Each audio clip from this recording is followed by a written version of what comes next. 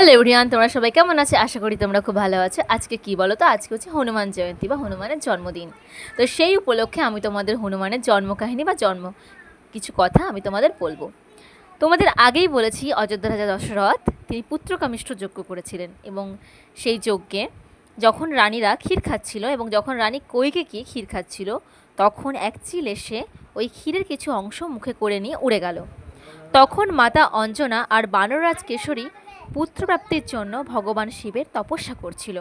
তখন ওই চিল মাতা অঞ্জনার উপর দিয়ে উড়ছিল। তখন কিছুটা ক্ষীর তার হাতে এসে পড়ল। তখন মাতা অঞ্জনার তপস্যা ভেঙে গেল এবং চোখ খুলে দেখল ক্ষীরের কিছু অংশ তার হাতে আছে। সে দেরি না করে বানররাজ কিশোরীকে সমস্ত কথা জানালেন। তখন তিনি উত্তরে বললেন, অত চিন্তা কিসের? তুমি না হয় ভগবান শিবের প্রসাদ মনে করেই গ্রহণ করো।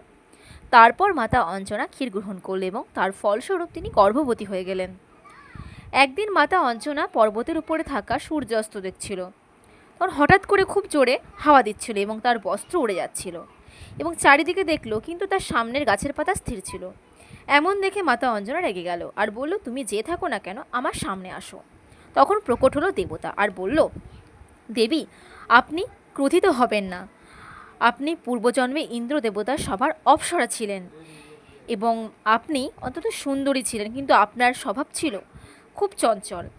একবার কি কথা, এক বনে ঋষি তপস্যা করছিল, কিন্তু আপনি চঞ্চলতার কারণে ভুলবশত ঋষির মাথাতে ফল ফেলে দেন এবং ঋষি খুব ক্রোধান্বিত হন এবং তখনই তিনি অভিশাপ দেন, পরের জন্মে তুমি বাঁদরী হয়ে যাবে। তখন বলল, মহারাজ, আমাকে ক্ষমা করে দিন, আমার খুব বড় ভুল হয়ে গেছে, কিন্তু অভিশাপ তো আর ফেরানো যাবে না।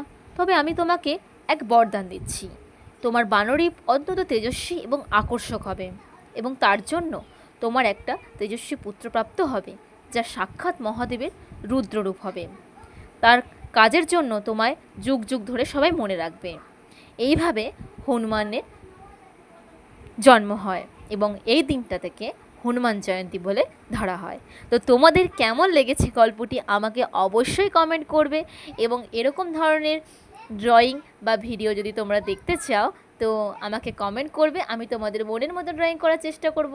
তো তো হনুমান কার সবথেকে বড় প্রিয় ছিলেন বলো তো? রামচন্দ্র, শ্রী রামচন্দ্রের প্রিয় ছিলেন।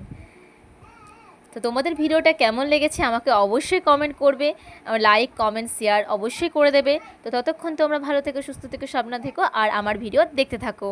টাটা বন্ধুরা।